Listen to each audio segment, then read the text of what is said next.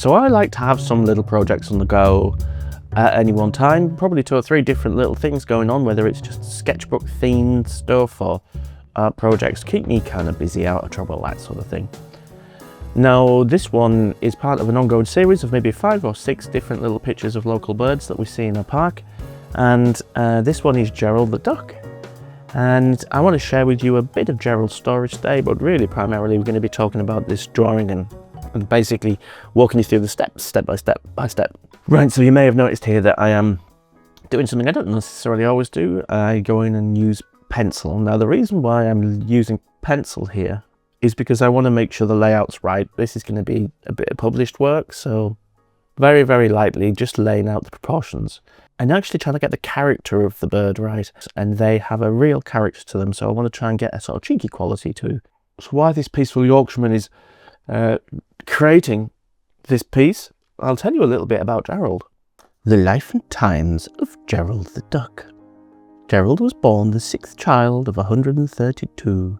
His dad left before he was born. 33 of his brothers and sisters were eaten by a heron. On her deathbed, Gerald's mother's last words to him were, "Remember, life isn't all peaches, but try and live a good life." Now I'm really making sure that I kind of accentuate this kind of cheeky face in pencil here.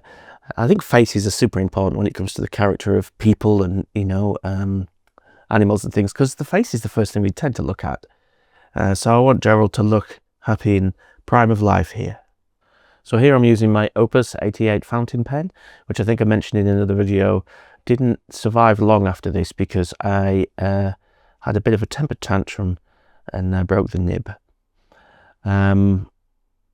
Flexible nibs are wonderful things on fountain pens, and I can see how they're a lot more convenient than things like dip pens where you have to keep dipping it in and less potential for mess. But I really struggle to find a flex nib on a fountain pen that doesn't dry out super quick. I'm currently experimenting with a couple of different models that have little O-rings around the cap that might make a small difference. We'll just have to see. But yeah, my love of fountain pens just tend to wax and wane. You know, sometimes I use them exclusively for months and I absolutely love them, and other times I get fed up with them because they are a hassle. Currently in a fed up stage. That said, I mean, look at these beautiful lines. You know, you get this wonderful variation in line thickness, which looks a bit more like a brush pen in a way. And it really suits these organic shapes.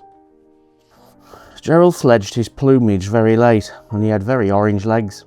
Sadly, he was mercilessly teased by the other young males who called him Squeaky PP Bright Legs. Gerald was a shy youth who found calmness, quiet, and great solace in the accounting office he worked in. Over time, his seniority increased, and by his middle years, he was financially comfortable, married, and he'd fathered many children. So this is that classic sort of line and wash style where some of the work is done by the lines and some of the work is done by the paint. And because they are slightly sequential in their nature, you tend to think of like doing the line work as one stage and then actually going back and doing the paint as another stage. But I just want to mention to you the idea that they're not necessarily sequential. You know, what you can do is you can go in and put in very few lines and then paint the detail in, and then afterwards you can look at it and you can go, do you know what? I actually want to put a bit more line work in there. So I don't want you necessarily to think of line and wash as being lines and then wash, because it isn't. Now, if you want to know more about line and wash in general, I do have a 5-episode series that I did on that. That's available on my Patreon, I believe. You can also just access it as a separate series for a couple of quid. You don't have to subscribe to my Patreon. And also I would say there's a new thing happening, is I have a shop on my YouTube channel here, and you can look at I've got some cups and canvases and prints and things for sale. Greetings cards. It's just an experiment really, so check that out if you want to. So I'm not 100% sure what order these are going to be uploaded in, but I have done another video on painting a kingfisher, and in that video I did a small mock-up very similar to this one, where I I actually just put some colours together, and I wanted to do a little sort of bit of an experiment before I committed to the actual painting, to try and sort of get a feel for those colours. And that's what I'm doing here. So a little bit like the Kingfisher. I mean, I think the head of a mallard, it's just like this sort of metallic thing. You know, you have these blues and greens, and they're sort of shiny but matte in parts. Like they're quite amazing bit of kit, a duck's head. That's a sentence I never thought I'd say. And it's exactly the same with the Kingfisher. Is they still look, they're sort of iridescent. That's a good word, isn't it? So what I'm doing here is I'm painting in a little bit of colour here, a little dab of colour here, and I'm letting it move around a little bit. This is not wet in wet. It's kind of, it's just paint straight in really, and then just letting it do its thing. There's a sort of organic randomness to nature, isn't there, that I think watercolour suits, because you can just drop in some bits and let it just create, with some level of immediacy, a bit of randomness. Anyway, how's Gerald getting on? His wife left him for a marketing manager for a local district council, who she described as not dead inside. The same month, Gerald's oldest friend was eaten by an out-of-control Shih Tzu and sadly died. As his world fell apart, Gerald found himself lonely and worried. This middle-aged duck feared a future bereft of friendship and love. Was it too late to start again? So as you can see there, I've added a tiny little bit of Van Dyke Brown in to the head, and then I'm leaving a little gap because I want him to have that sort of like vicar's collar of white band that you see around ducks' heads. And I'm going to start to add in some grey for the body of the duck.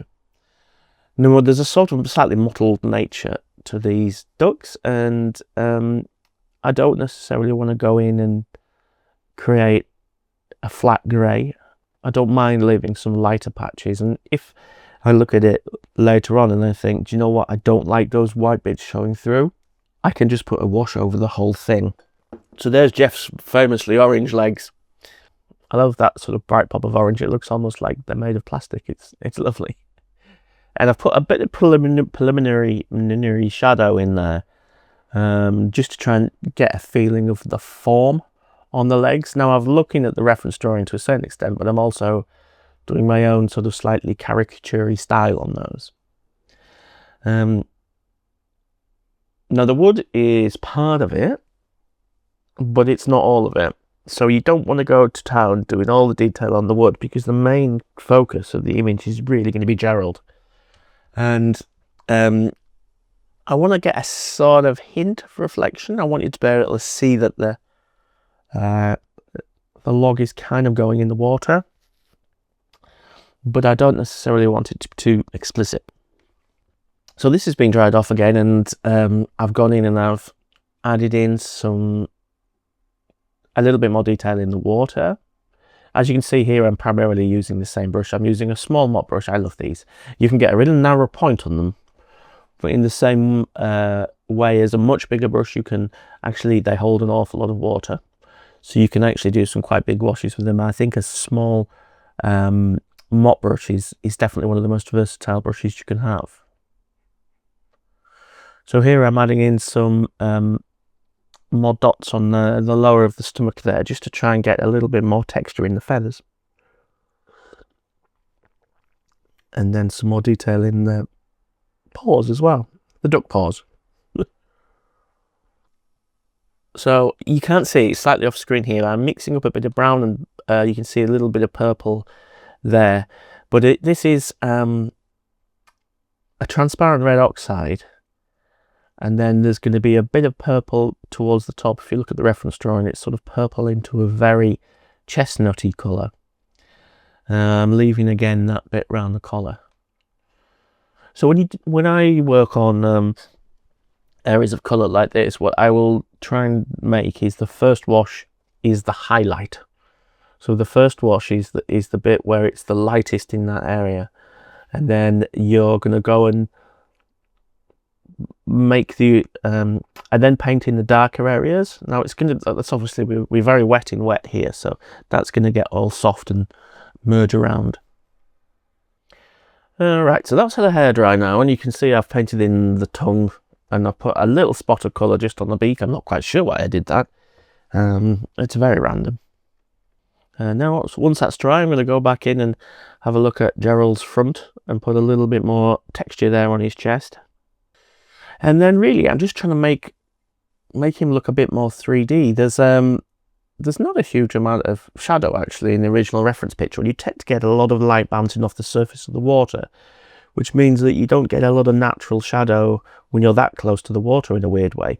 I've noticed that with sort of boats and things, but again, yeah, it's a caricature this, so I'm sort of amping up that darkness a little bit, and then it's beak time.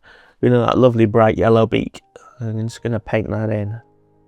It's Gerald's 55th birthday now, and his colleagues chip in to buy him a day at the sauna. It's here in the steam room that Gerald meets Brian. Brian has an allotment, but he's given it up due to ill health. And much to Gerald's surprise, he invites him for a day of digging and chat. It's Gerald's 66th birthday now, and his retirement party is a sad, pathetic, subdued affair. But that's nothing like his party at the allotment. His friends gather round to celebrate. He's become a real fixture of this community, and his friends really value his quiet humour and knowledge of plants. They also value his advice on tax evasion. Oh, laughs Gerald, it's tax avoidance. So I'm going to go for a little bit more detail here around the head. This is quite an interesting stage. And this is kind of the finishing details. As you can see, I've got a very, very small brush here. This is an Artify brush. It's like a floral set from there, so it's like a detail brush. I'm adding a little bit more of that shadow on the log, because I really want to make it look like he's sitting on the log and not just sort of floating or hovering near it. I want it to be really grounded on that surface, so that shadow helps with that. And then I'm going back in and adding in the details there on the eye. Now that's going to get another hairdryer, and then there's a few final touches going on here, and now some of these work really well, and a couple of them I wasn't so keen on, but c'est la vie. So I'm using my white gel pen, and I want to add a few little bits on the duck, a little bright highlights, just to make him really sing, or quack. So we get a few highlights on those feet, which are like really plasticky looking, sort of nice and bright. A couple of highlights on top of the head, which I wasn't keen on, and a bit make the eye pop a little bit. A couple of bits of sort of water on the chest, and there we go. It's really just the highlights are there to give it a little bit of a zing rather than to tell any specific story a lot of the time. I just think it gives it a little bit more life. And there's Gerald. Rest in peace, my friend. Gerald's 85 now. He feels his age, and he spends a lot of time sleeping. He's got problems with his waterworks, but he still goes down to the allotment and he still sees his friends. He looks back on his life and he thinks, I should have taken more chances. Could I have made different choices? Whatever happened to my car keys? How do you grow peaches in a European climate? I should have spoken to more people, but it's been a good one. A good one.